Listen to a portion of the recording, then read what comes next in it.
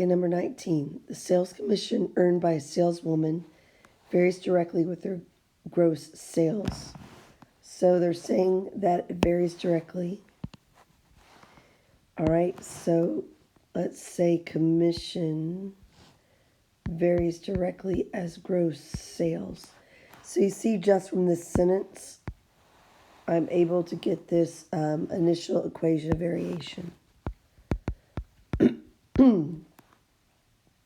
In one quarter, her commission was $7,200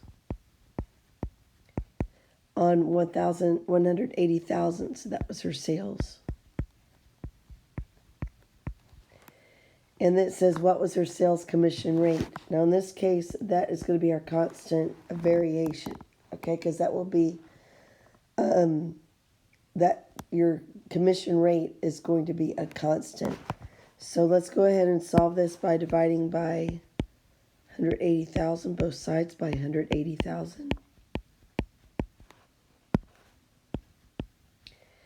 And we get 0.04, which we know if we're looking for a commission rate, they usually write that as a percent.